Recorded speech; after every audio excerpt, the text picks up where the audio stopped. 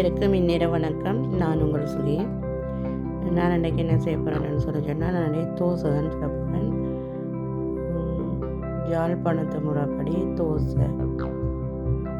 கூடுதலாக யாழ்ப்பாணத்தில் உளுந்து கோதுமை மாவு சேர்த்து தான் தோசை சுடுறது வழக்கம்.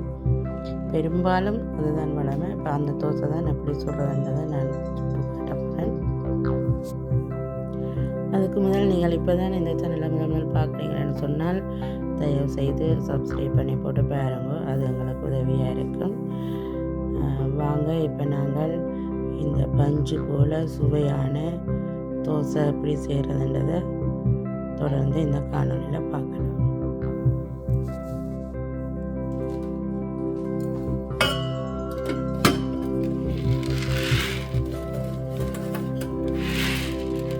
இதுக்கு நான் இந்த கப்பால் ஒரு கப் உளுந்து எடுக்க போகிறேன். இந்த உளுந்து எடுக்கிற இந்த கப்பால் தான் அதில் மாவு மலர்ந்து எடுக்க போகிறேன்.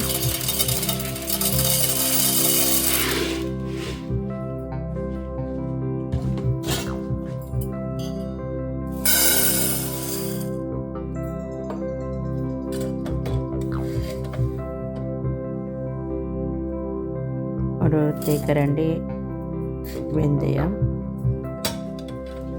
இது ரெண்டுக்கும் நல்லா தண்ணி ஊற்றி நல்லா பிசைஞ்சு வெள்ளையாக வரும் வரைக்கும், தண்ணி நல்லா கிளியராக வெள்ளையாக வரும் வரைக்கும் நல்லா கழுவி எடுப்போம்.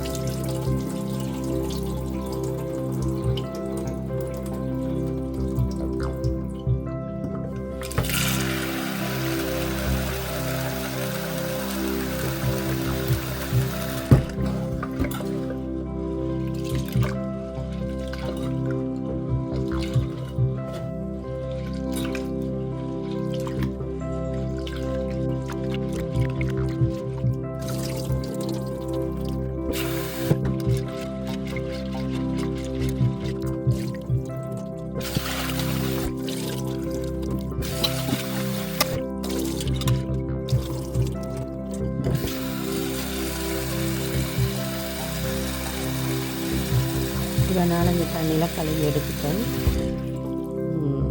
பாருங்க இவ்வளோ வெள்ளையாக இருக்குன்னு சொல்லி. இப்போ இதை நாங்கள் ஒரு மூடி போட்டு ஊற வைப்போம். 5 மணி நேரம் இந்த உளுந்தை ஊற வைப்போம் நாங்கள்.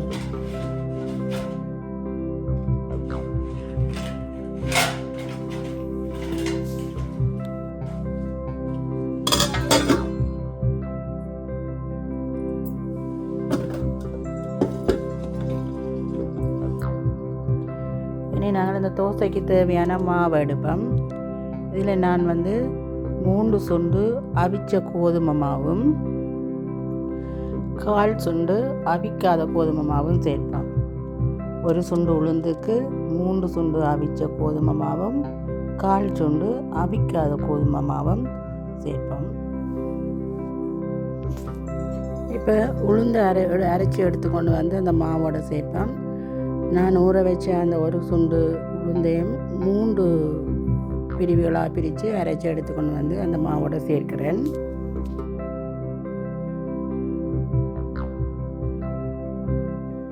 இந்த மாவுக்குள்ள 1.5 தேக்கரண்டி உப்பு போட்டு நல்லா கையால் கலந்து விடுவோம்.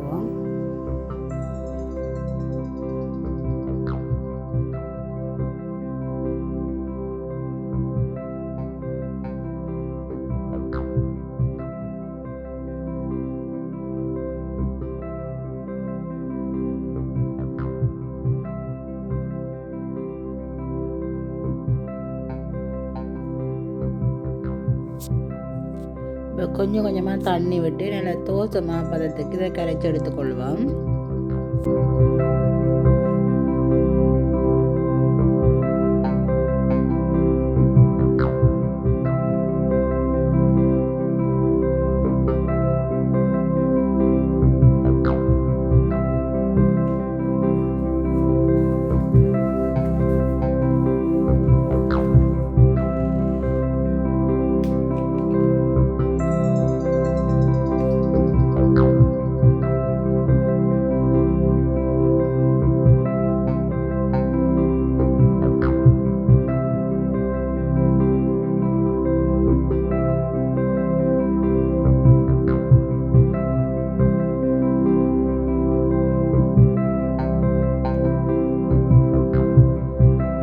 கரைச்சி எடுத்தாச்சு. இனி நாங்கள் இதை மூடி இரவு ஃபுல்லாக நாங்கள் இதை புளிக்க வைப்போம். பாருங்க, அடுத்த நாள் காலமாக மாவு எப்படி நல்லா பொங்கி வந்திருக்குண்டு.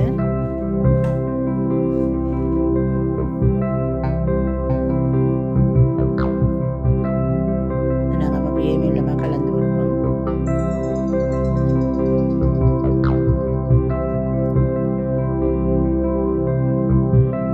கொஞ்சம் கட்டி தன்மையாக இருக்கிறதுனால நாங்கள் கொஞ்சம் தண்ணி விட்டு கொஞ்சம் லூஸாக இதை கரைச்சி எடுத்துக்கொள்வோம்.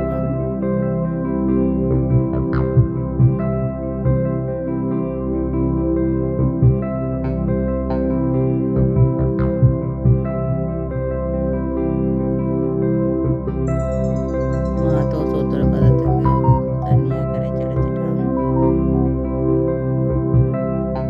சரி, நாங்கள் இந்த தோசைக்கு வெங்காயம் மிளகாய் தாளிச்சு எடுக்க போகிறோம்.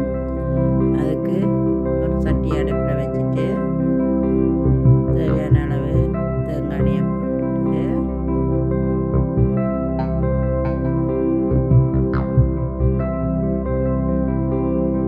கொஞ்சம் கடுகு,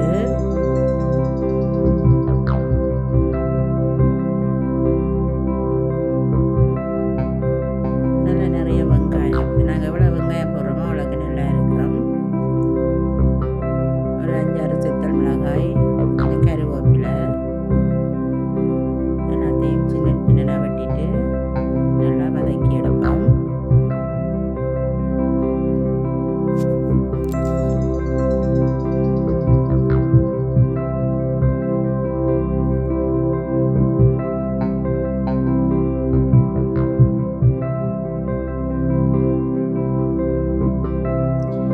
வெங்காயம் பாதி வதங்கினதும் கொஞ்சம் பெருஞ்சீரகம் போட்டு வதக்குவோம்.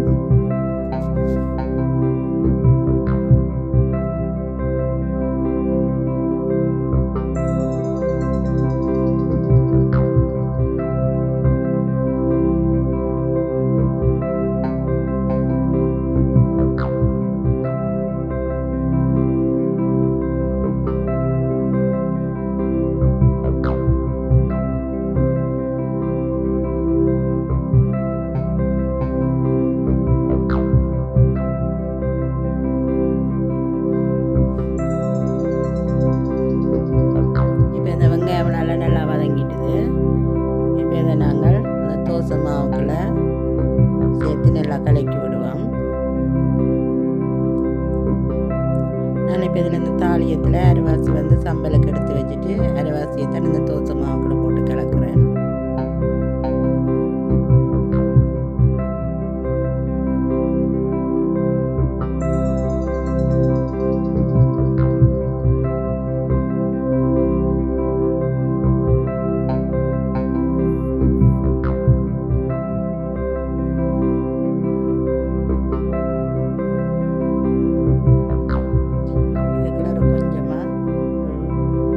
தேக்கரண்டி மஞ்சளும் சேர்த்து கிளக்கி எடுப்போம்.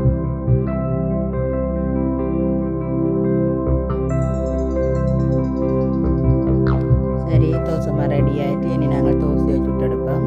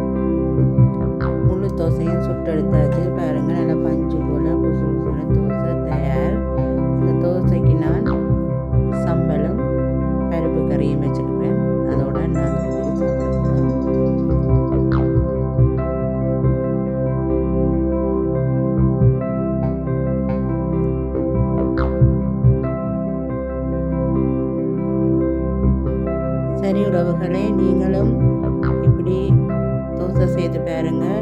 எப்படி வந்ததுன்றதை கருத்து பெட்டியில் உங்களோட கருத்துக்களை தெரிவிங்க. அடுத்த காணொளியில் உங்களை சந்திக்கும் வரை நன்றி.